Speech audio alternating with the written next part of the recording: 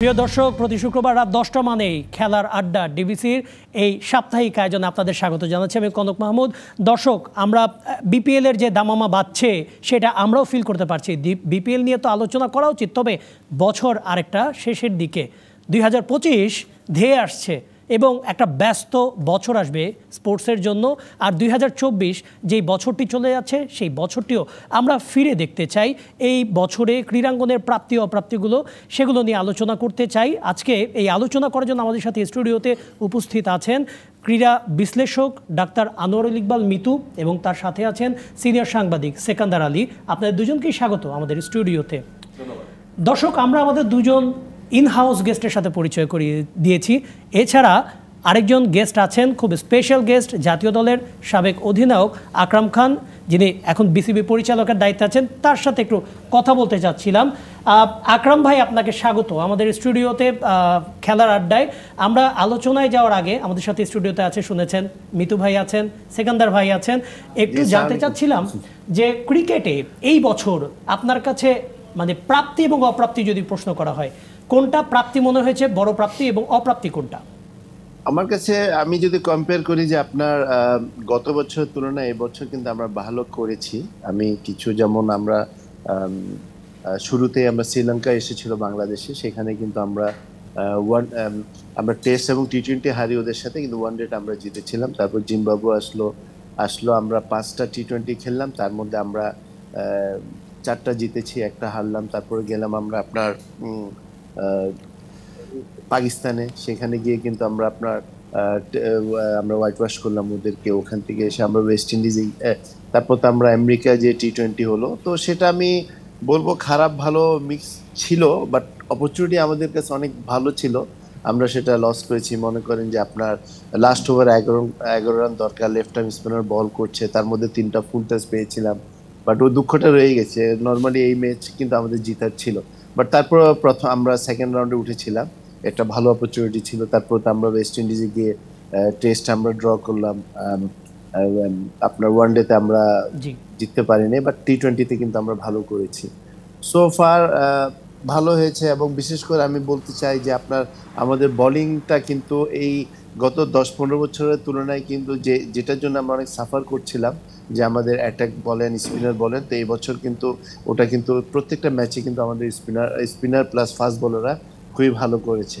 নাহিদ রানাকে আমরা পেয়েছি, চমৎকার একটা বলার। ওর যদি সবকিছু আমরা মেনটেন করি, ওর ফিটনেস যদি ধরে রাখতে পারি, তাহলে ওর ফিউচারে কিন্তু বাংলাদেশ টিমের একটা অ্যাসেট হবে ইনশাল্লাহ। ওর দ্বারা আমরা অনেক ম্যাচ জিততে পারবো। তাসকিন আছে, এরা আপনার খুবই হাসান, ওরা খুবই ভালো করছে। আচ্ছা, যুব ক্রিকেটাররা জুনিয়র এশিয়া কাপ জিতে এসেছে, সেটাকে আমরা যদি প্রাপ্তির হিসাব দেখি, আমরা সেটাকে এগিয়ে রাখবো, নাকি আমাদের যে ক্রিকেট টিমটা আছে তারা ওয়েস্ট ইন্ডিজকে হারিয়েছে, পাকিস্তানকে হোয়াইট ওয়াশ করেছে, ওইটাকে আমরা একটু এগিয়ে রাখবো? কোনটাকে আমরা খুব বেশি গুরুত্ব দিব প্রাপ্তির যদি বিচার করি? আমি এই পথে আসতাম। তারপর আমি বলছি আপনাকে, এটা আমি আপনাকে বলছি যে তারপর আমরা জাকির আলী কিন্তু খুব ভালো একটা পেয়েছি। আমি ফাস্ট বোলারের সাথে বললাম, মেরাজ কিন্তু ইজ ডুইং ভেরি ওয়েল, আপনার বোলিং ব্যাটিং প্রত্যেকটা জিনিস, তো এগুলো তো আছেই। তার সাথে যেটা আপনি বললেন যে আন্ডার-19 এশিয়া কাপ ইন্ডিয়াকে হারানো, এটা কিন্তু আমাদের অনেক বড় একটা অ্যাচিভমেন্ট। এটাকে আমি কোনোভাবেই খাটো করে দেখছি না। কিন্তু আমার একটা পয়েন্ট আছে এখানে, যে আমরা আন্ডার-19 কিন্তু অনেকগুলো আমাদের সাফল্য আছে, বাট তারপরে কিন্তু আমরা ওইভাবে সাফল্যটা ধরে রাখতে পারি না অন্য দেশের সাথে। আমরা যতই আমাদের বয়স যখন 20-22 হয়, তখন কিন্তু যারা একসাথে আন্ডার-19 খেলেছে, ওরা কিন্তু ওদের একটা স্থানে চলে যায়, যে কোয়ালিটি প্লেয়ার হিসাবে তৈরি হয়ে যায়, যেটা বাংলাদেশ থেকে কিন্তু অনেক কম সংখ্যক প্লেয়ারটা হয়। তো সেই জিনিসটাই আমাদের অনেক কাজ করতে হবে। তারপর আপনার যে প্রশ্নটা ছিল সেটা নিয়ে আমি বলতে চাই যে আমরা মোটামুটি এবার ক্রিকেটে ভালো করেছি, আপনার আন্ডার-19 এবং ন্যাশনাল টিমের কথা যদি বলি, সবকিছু মিলিয়ে। একজন ক্রিকেট অ্যাডমিনিস্ট্রেটর হিসেবে এই যে বললেন যে আমাদের যারা যুব ক্রিকেটাররা রয়েছেন তারা একটা লেভেলে যে হয়তোবা তারা থেমে যাচ্ছেন, তাদের ডেভেলপমেন্ট প্রসেসটা হয়তোবা কোনো এক জায়গায় থেমে যাচ্ছে, ফাইন্ড আউটটা করেছেন, প্রবলেমের সলভটা আপনি কিভাবে দেখছেন, এমন কোনো প্রস্তাব দিয়েছেন কিনা কোনো সমাধানের? জি, এটা নিয়ে কিন্তু আমরা দেখেন আপনার অনেক আগেই, প্রায় আমরা 6-8 বছর থেকে আমরা এই কাজটা করছি। যেমন আমরা আন্ডার 19 ওয়ার্ল্ড কাপ আমরা জিতেছি। আপনি দেখেন গেইল কিন্তু আপনার আমাদের আন্ডার 19 প্লেয়ারের সাথে যারা খেলছিল ওদের সাথে খেলেছে, বিজয়ের সাথে বাবর আজম খেলেছে, বাট ওরা কিন্তু নিজেদেরকে একটা পর্যায়ে নিয়ে গেছে। এই দিকটা আমাদের দুই দিকেই আমাদের এফোর্টটা দিতে হবে, যারা আমরা অ্যাডমিনিস্ট্রেশনে আছি, ক্রিকেট বোর্ড, এবং আমরা আমাদের যতটুকু ফ্যাসিলিটিস ওদেরকে দেওয়া, ওদেরকে মনে করেন প্রত্যেক জিনিস দেওয়া হবে, এবং এর সাথে সাথেই কিন্তু আপনার ওদেরকেও কিন্তু এগিয়ে আসতে হবে। যদি আপনি বলেন শুধু যদি আমাদের পয়েন্ট ধরেন তাহলে হবে না, তাহলে তো আমরা বলতে পারি তাহলে সাকিব, তামিম, মুশফিক, রিয়াদ এরা কেমন এদের লেভেলে গেল। সো এই এফোর্টটা দুইজন থেকে আসতে হবে, কোয়ালিটি প্র্যাকটিস করতে হবে, ভালোভাবে আপনাকে প্রত্যেকটা জিনিস সিরিয়াসলি নিতে হবে, হার্ড ওয়ার্ক করতে হবে। তো ইনশাল্লাহ এরাও কিন্তু একসময় কোয়ালিটি প্লেয়ার হয়ে বাংলাদেশের জন্য অনেক অর্জন আনবেই। আকরাম ভাই, আরেকটু ধরে রাখতে চাই আপনাকে, আমাদের সাথে দুইজন গেস্ট আছেন, যদি কারো কোনো প্রশ্ন থেকে থাকে মিতু ভাই এবং সেকেন্দার ভাই যদি কোনো প্রশ্ন থাকে আকরাম ভাইকে করতে পারেন প্লিজ। আকরাম ভাইয়ের কাছে আমার প্রশ্ন হলো যে আপনার সেকেন্দার ভাই কোশ্চেন, বর্তমান সময়ে যে বিসিবির যে ট্রানজ্যাকশনটা একটা পরিবর্তন এসেছে এবং আপনারা নতুন ভাবে একটা ইউনিট হয়ে 10 জন বা 11 জনে আপনারা একটা বোর্ড চালাচ্ছেন, এই 10 জনের মধ্যে যে দায়িত্বগুলি রয়েছে আপনারা কতটুকু এফিসিয়েন্টলি এটাকে কার্যকর করতে পারছেন এবং কতটা বাংলাদেশ ক্রিকেটকে এগিয়ে নেওয়ার জন্য আপনার পরিকল্পনাগুলো সূক্ষ্মভাবে আগের চেয়ে বেটার করতে পারছেন? দেখেন, আমরা এটা জাস্ট হয়েছে আপনার 4-5 মাস হলো, এবং এখানে আমি কেউকে ছোট বা কেউকে বড় করছি না, বাট একটা জিনিস ফারুক ভাইয়ের কাছে যে জিনিসটা আমার কাছে ভালো লেগেছে যে আপনার প্রত্যেকটা বিষয় কিন্তু আমাদেরকে নিয়ে কিন্তু উনি আলাপ আলোচনা করেন এবং সবার ফিডব্যাক নেন, এবং যেটা ভালো হয় সেটাই কিন্তু করি। উনি কিন্তু এককভাবে কোনো সিদ্ধান্ত নেন না, এবং প্রত্যেকটা ব্যাপারে উনি কিন্তু যথেষ্ট সময় দিচ্ছেন প্রত্যেকটা ক্ষেত্রে। যেহেতু জানেন গত বোর্ডে কিন্তু আমরা 25-27 জন বোর্ড ডাইরেক্টর ছিলাম, এখন তো সংখ্যাটা অনেক কম।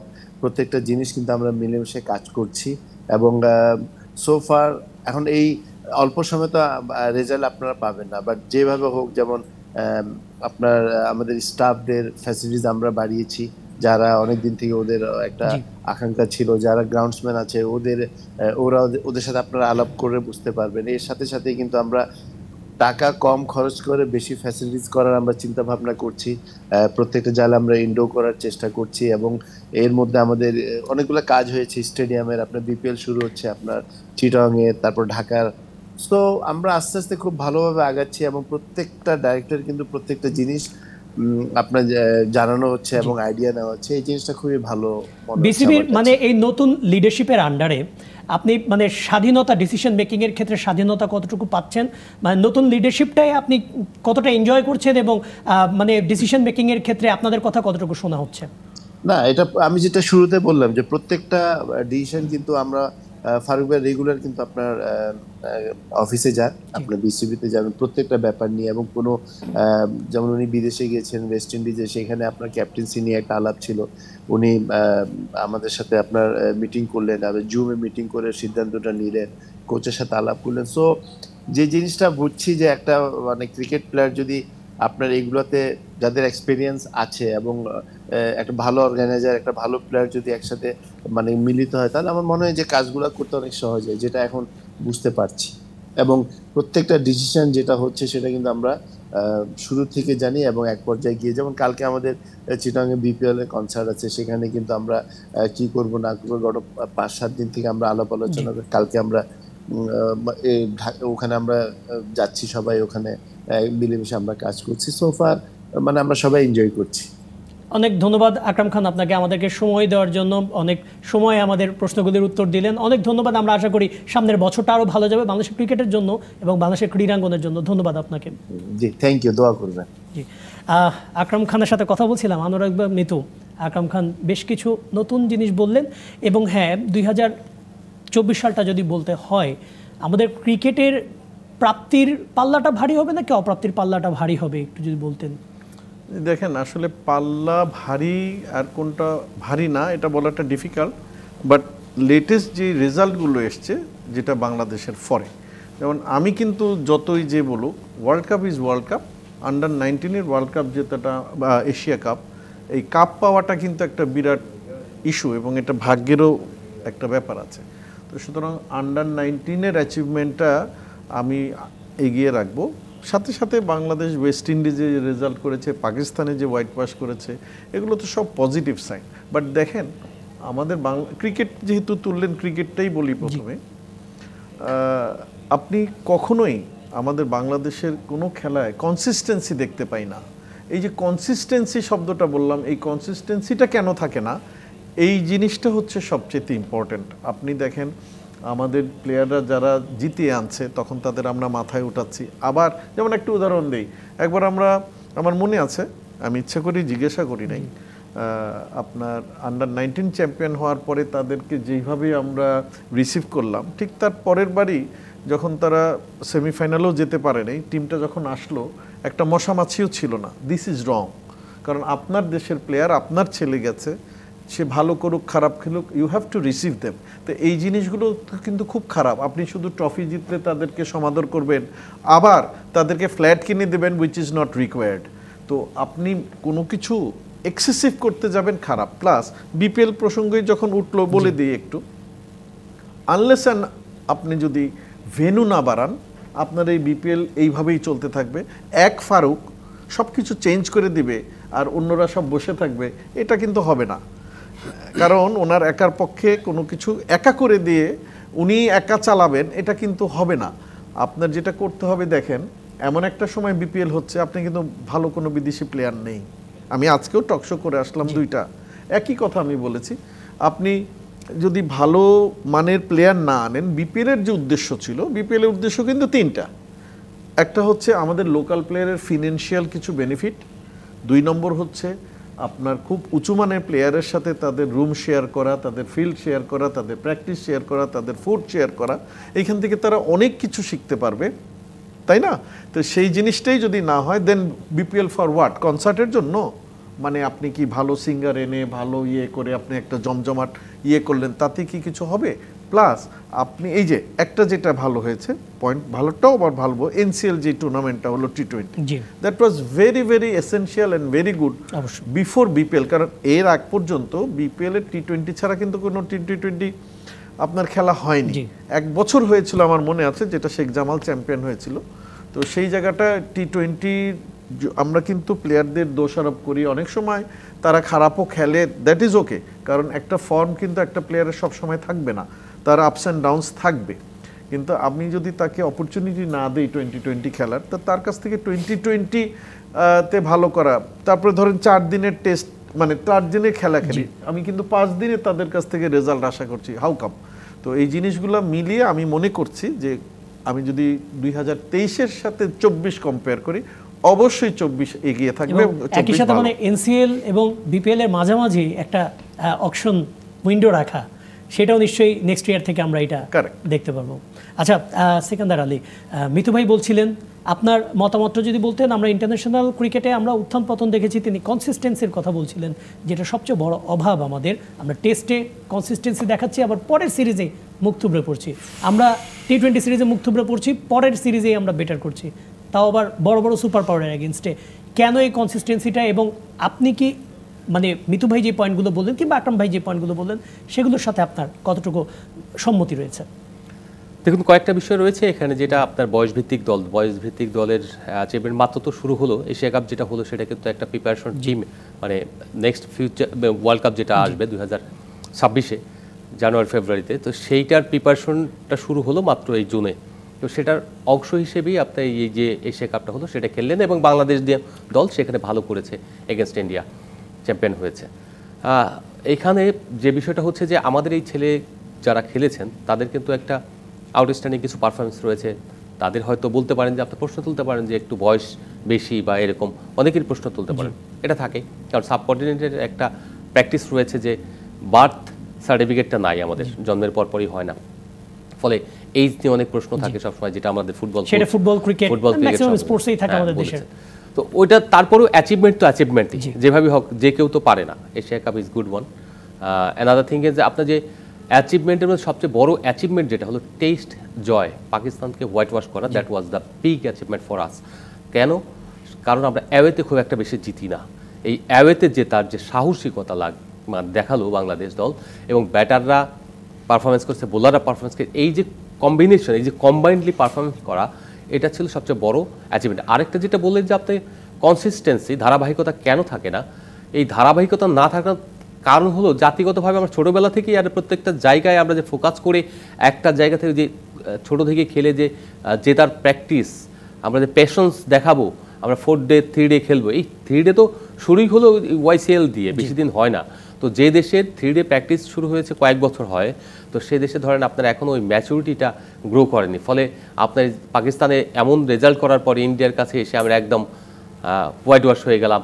শুধু তাই না, আমরা কিন্তু কম্পিটও করতে পারি না ঠিক মতো। চেন্নাই বোধ টেস্ট আমি উপস্থিত ছিলাম ওখানে, আপনার সবচেয়ে দুঃখ লেগেছে যেটা আপনার কানপুর টেস্টটায় আপনি ওইভাবে হেরে যাবেন, বৃষ্টি চলে যাওয়ার পরে এইভাবে আপনার প্ল্যানটা থাকবে কি, সেই প্ল্যানটাও ছিল না এক্সিকিউট করার মতো। যে কোচিং প্ল্যান বা থাকে, যারা থাকেন টিম ম্যানেজমেন্ট থাকে, তাদের প্ল্যানটাও উইক ছিল। তো সেই জায়গাটা থেকে আমি বলবো যে ব্যালেন্স, যেটা ভাই বললেন যে গত বছরের চেয়ে আমাদের পারফরমেন্স বেটার। ওয়াই? কারণ হলো আপনার বিশ্বকাপে আপনি একদম যা তা ক্রিকেট খেলেছেন, যেটার কুফল কিন্তু আজও ক্যারি করতেছেন আপনি। আফগানিস্তানের কাছে যে আমরা সিরিজ হারলাম, ওই বিশ্বকাপ থেকে যে আমার বাজে করা শুরু হয়েছে, ওয়ানডে ফরম্যাট আমাদের বেস্ট ফরম্যাট, তারপর আমরা কিন্তু হারছি। আপনি শ্রীলঙ্কার বিপক্ষে বাংলাদেশে জিতেছেন, কিন্তু ক্লিন সুইপ করতে পারেননি কিন্তু।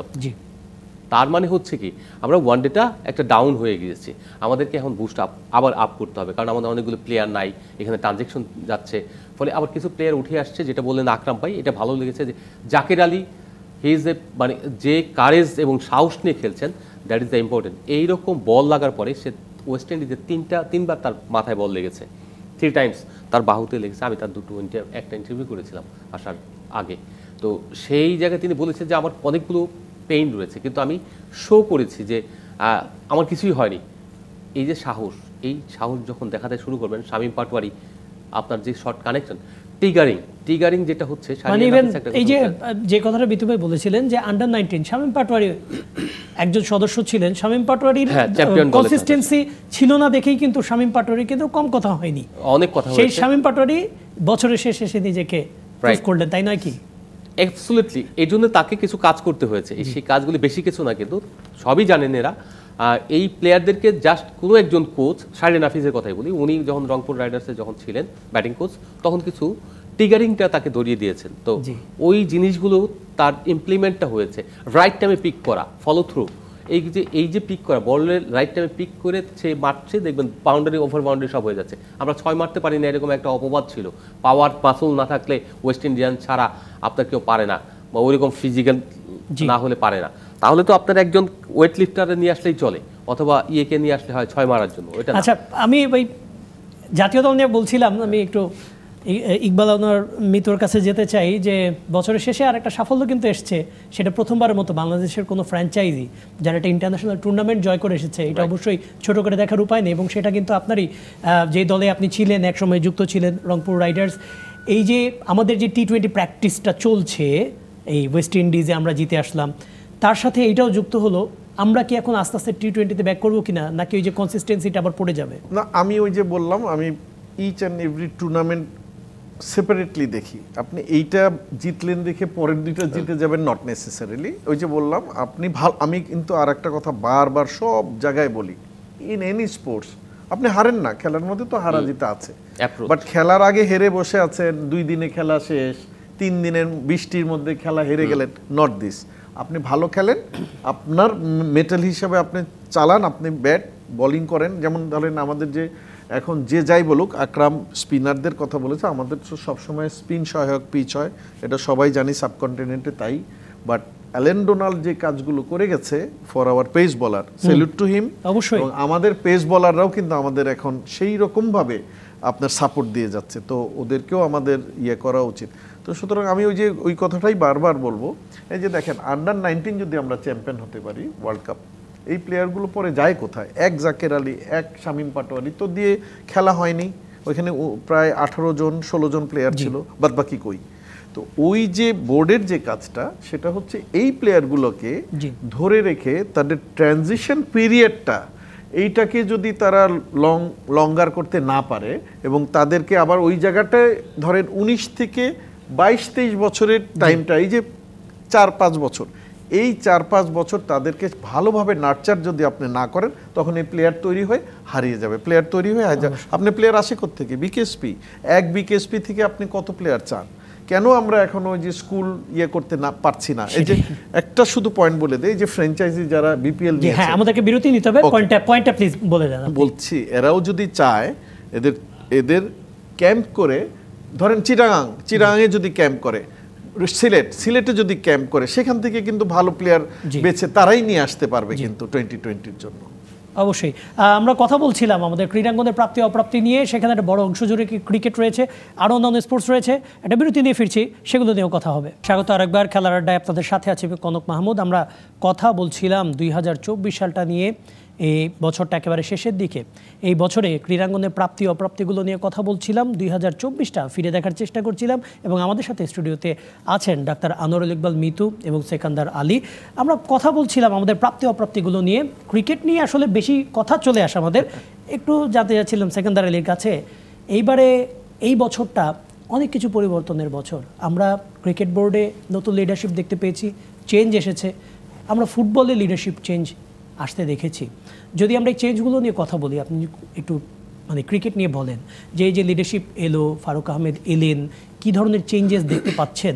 বেশি দিন তো হয়নি, কেমন চেঞ্জ দেখছেন?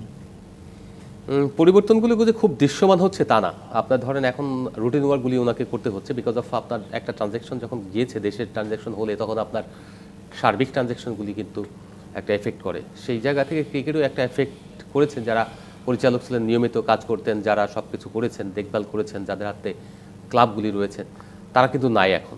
যারা রয়েছেন তাদেরকে নিয়ে তারা কিন্তু ততটা ইনভলভ ওরকম ছিলেন না আগের বোর্ডে। তো ফলে এখন ফারুক ভাই যেটা এসে উনি কিছু প্ল্যান নিয়েছেন, সেই উদ্যোগগুলি যদি আপনার বাস্তবায়ন করতে পারেন, সেটা হলো বাংলাদেশের ক্রিকেটের দৃশ্যমান উন্নয়ন হবে। যেটা অবকাঠামো, বাংলাদেশের সবচেয়ে দুর্বল জায়গা হলো বাংলাদেশের ক্রিকেটের উন্নয়নের অন্তরায় হলো এই অবকাঠামো। যেটা হচ্ছে কি আপনার মিরপুর শেরে বাংলা স্টেডিয়ামে ছোট্ট একটা একাডেমি মাঠ রয়েছে, সেই একাডেমি মাঠের মধ্যে আপনার 4-5টা টিম প্র্যাকটিস করে, সব প্লেয়াররা এখন একই ঘটনা। তার সঙ্গে যেটা হচ্ছে ইনডোরটা, প্রপার ইনডোর আমাদের খুব ভালো বেশি নেই, জিমগুলো অত্যাধুনিক নয়। এই সময় এসে এগুলি ডেভেলপ করা এবং প্রত্যেকটা বিভাগীয় শহরে অর্থাৎ বড় বড় যেসব ভেন্যু রয়েছে, কক্সবাজার 2টো মাঠ রয়েছে, ওই জায়গাগুলিকে মানে কাজ করা, ওখানে একাডেমি করা ফারুক ভাইয়ের একটা প্ল্যান রয়েছে। তার সঙ্গে ইভেন মানে পূর্বাঞ্চলের স্টেডিয়ামটা না হওয়া পর্যন্ত সেই মাঠটাকে ইউটিলাইজ করার একটা অ্যাবসলিউটলি, কারণ পূর্বাঞ্চলের স্টেডিয়ামটা আসলে আদৌ হবে না, হতে অনেক সময় লাগবে, কারণ পরবর্তীতে নির্বাচিত সরকার আসবেন, তারপরে আপনার এইরকম একনেক থেকে পাস করতে হবেন, তারপরে এইরকম নয় যে ওনারা যেটা করতেছিলেন যে নৌকা বানাবেন, একটা বানানোর জন্য এই নাম দেবেন, তারপরে ওনারা নিজেদের গুণকীর্ত করবেন, এইরকম 2500 কোটি টাকা, আপনার 1000 কোটি টাকা রয়েছে আপনার মাত্র, আর আপনি আরও 1500 কোটি টাকা আপনার থেকে আপনার ঘাটতি থেকে আপনি কিভাবে একটা স্টেডিয়াম বানাতে চাইলেন, কিভাবে বোর্ডকে নষ্ট করার জন্য, ধ্বংস করার জন্য আপনার চেষ্টা করেছেন। দ্যাট ওয়াজ সেখানে কিনা আমরা মানে ফতুল্লা নারায়ণগঞ্জের ফতুল্লা স্টেডিয়াম আমরা সেখানে নজর দিতে পারি না, সেই মাঠটা পড়ে রয়েছে ব্যবহারের অনুপযোগী হয়ে বছরের পর মাসের পর মাস। আমরা কথা বলছিলাম লিডারশিপ চেঞ্জ নিয়ে। মিতু ভাই, আকরাম খানের সাথে আমরা কথা বলছিলাম, প্রশ্নটা ওখানেও করেছিলাম যে নতুন লিডারশিপ এসছে, কিন্তু এখনও দেখা যাচ্ছে ওই আগের বোর্ডের মতোই কয়েকজন যারা আছেন পরিচালক তারা অ্যাক্টিভ আছেন, আর বাকি সব পরিচালক যারা আছেন তারা একটু পেছনেই কাজ করছেন, তাদেরকে দেখা যাচ্ছে না, তাদের ফাংশনগুলো দেখা যাচ্ছে না। মানে এইটা কি আমাদের চোখে ধরা পড়ছে না, নাকি আবারও সেই একই জিনিসটা হচ্ছে? দেখেন, আসলে তো আমরা স্পোর্টস অ্যানালিস্ট, এটা তো পলিটিক্যাল প্রশ্ন। অনেকের মধ্যে ক্ষোভ আছে, অনেকের মধ্যে নাই, অনেকে আবার ভীত সন্তুষ্ট আছে, অনেকের মধ্যে নাই। কে খারাপ কে ভালো এটা আমি ওই প্রসঙ্গে আমি যাব না, কারণ আমাদের বাঙালির জাতিগত হচ্ছে আমরা নিজেকে খুব তাড়াতাড়ি চেঞ্জ করে ফেলি। হ্যাঁ, মানে আমরাও তেল এবং ঘি দেওয়ার জন্য প্রস্তুত থাকি এবং নিজেকেই চেঞ্জ করে ফেলি, বলো আমি তো সারা জীবন ওদের অপছন্দ করতাম। আসলে জিনিসটা এটা না। আর আমরা যদি কাদা ছুড়াছুরির মধ্যেই থাকি তাহলে আমরা আগাতে পারবো না। এখন যেটাই আছে, মানে আমি এটা সবসময় বলি, মানে এটা টিমের বেলাও বলি, যুদ্ধের ব্যাপারে বলি, আপনার যেটা টুলস আছে সেটা নিয়েই তো আপনার আগাতে হবে, আপনাকে তো এক্সট্রা কেউ এনে খাওয়াই দেবে না। তো সেই জিনিসটাই হচ্ছে এখন বরঞ্চ। আর কে ভালো করবে কে খারাপ করবে এটা প্রসপেক্টিভ। আপনি এইখানে দাঁড়িয়ে এই মুহূর্তে পয়েন্টে বলতে পারবেন না, তার রেজাল্ট আসবে আরও কিছু বছর পরে। আজকে যদি আপনি বলেন যে পাকিস্তানের উইনটা এই গভর্নমেন্টের কোনো অ্যাচিভমেন্ট এইটা এইভাবে না, সব সময় আপনার জিনিসটা হবে আপনি আজকে কোন একটা বীজ দিলেই কি ফল পেয়ে যাবেন? তো বীজটা দিয়ে তো গাছ হতে হবে, গাছ থেকে চারা, তারপরে সে না আপনার ফুল হবে, তারপরে ফল হবে, দেন আপনি বলতে পারবেন যে না ওই এই কাজটা। এখন ফারুক বলেন বা ক্রিকেট বোর্ডের নতুন প্রেসিডেন্ট বলেন বা যেটাই বলেন, ইয়েস আমাদের কাছে দৃশ্যমান হবে তাদের ডিসিশনগুলো আপাতত, কারণ তাদের কার্যের ফলাফল আসবে কিন্তু আরো পরে। তো সুতরাং আমি মনে করি সবাই মিলেই তাকে সাহায্য করা উচিত।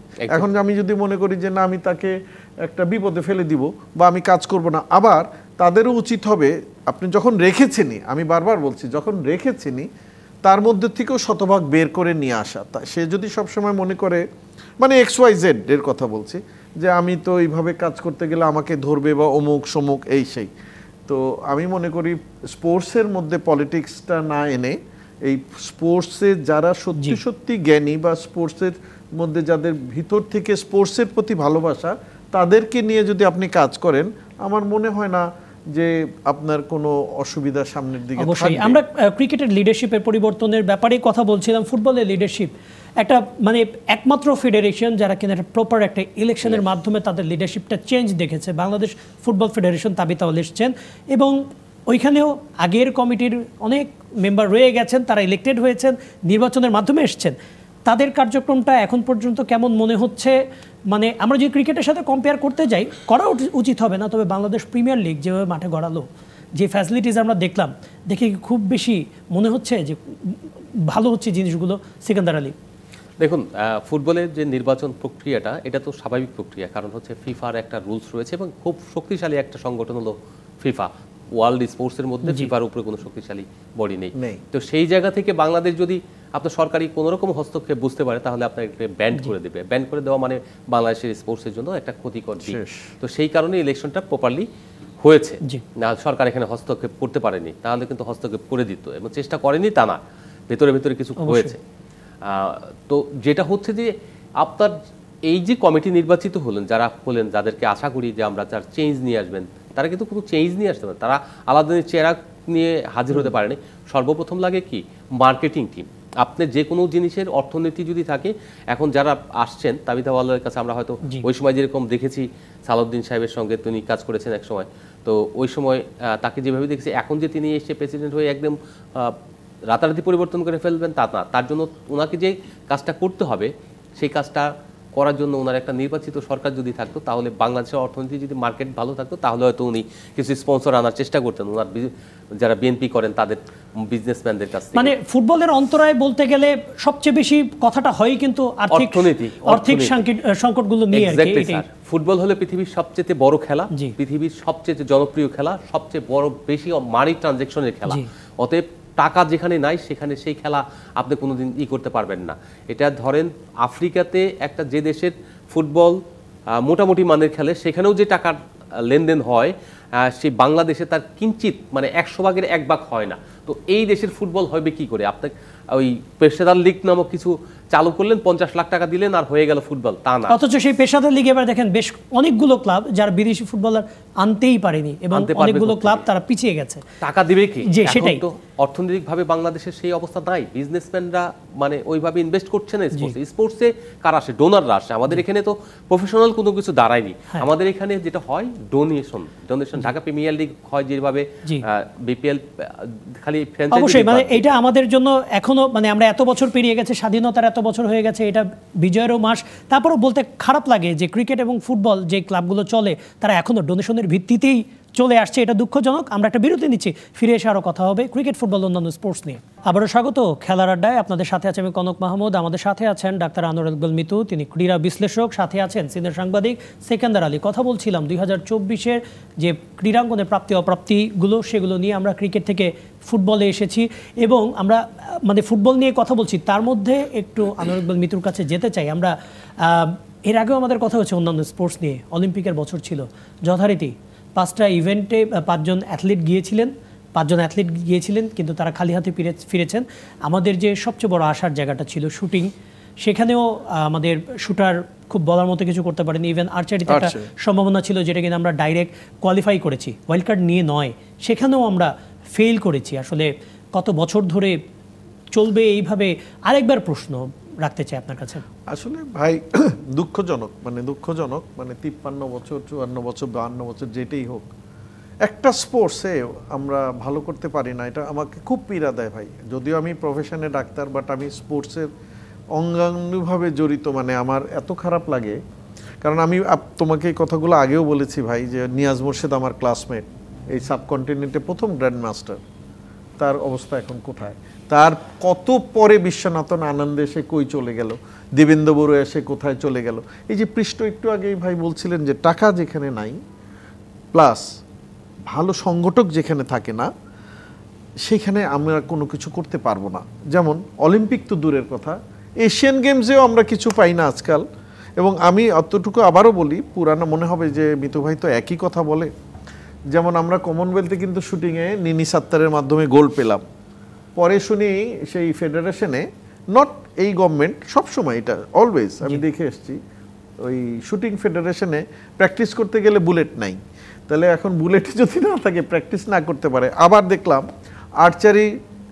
আর্চারিতে আমাদের কিছু ভাই বোনরা কিন্তু খুব ভালো করছে, তাদেরকে যে একটু পৃষ্ঠপোষক আমি বলি। এই যে আজকে ক্রিকেট যে এই অবস্থানে এসছে, যতটুকুই আসুক, এই ক্রিকেটটাই কিন্তু এখন মানচিত্রে আমাদেরকে দেখায় অন্যান্য দেশকে, ক্রিকেটের মাধ্যমেই কিন্তু আমরা পরিচিত। এই ক্রিকেটেও কিন্তু আগে টাকা ছিল না। তা আমি আহ্বান করব তোমার এই মিডিয়ার মাধ্যমে, যারা বড় বড় ব্যবসায়ী আছেন বা বড় বড় প্রতিষ্ঠানের মালিক যারা আছেন, তারা অন্তত মানে সব স্পোর্টসকে একটু ভাগ করে করে যদি আপনার মানে ডোনেশন বলেন বা স্পন্সরশিপ বলেন, এগুলো যদি না করেন, মানে আপনি অন্য বড় খেলা কোথাও বাদ দিলাম, ধরেন একটা এক্সাম্পল দিই, ভারোত্তোলক, কেন যদি ইন্ডিয়া পারে আমরা কেন পারবো না? পাকিস্তান জ্যাভলিনে কিন্তু এবার একটা গোল্ড মেডেল পেয়েছে, not a matter of joke, তার আগের বছর ওইটা পেয়েছিল ভারত। তাহলে এটা তো সবাই বলা হয় যে আমাদের সাবকন্টিনেন্টে আমরা একটু দুর্বল, নিউট্রিশনে আমরা একটু উইক। তাহলে ভারত পাকিস্তান যদি পেতে পারে, তাহলে আমরা কেন পাচ্ছি না? এবং এই যে দাবা, একটা দাবা ঠিক আছে বুঝলাম, এখানে অত নিউট্রিশনের নাইলে দরকার নেই, বাট ইয়েস ব্রেনের নিউট্রিশনের প্রয়োজন আছে, অ্যাজ এ ফিজিশিয়ান বললাম কথাটা। বাট অ্যাপারেন্টলি এই দাবাতেও আমরা এগোতে পারি না, তাহলে কোন স্পোর্টসে পারবো?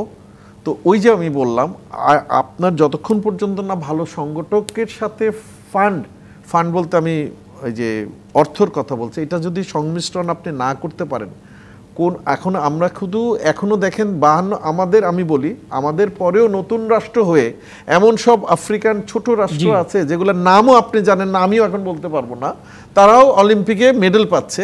আমাদের তো অলিম্পিক তো দূরে থাক, আমরা এশিয়ান কাপেও কিছু করতে পারি না। খুবই দুঃখজনক, খুবই দুঃখজনক। অবশ্যই আমরা মানে অলিম্পিকের কথা বলতে গেলে বিভিন্ন অলিম্পিক স্পোর্টস ফেডারেশনগুলো রয়েছে বাংলাদেশে, প্রথমবারের মতো এই ঘটনা ঘটেছে।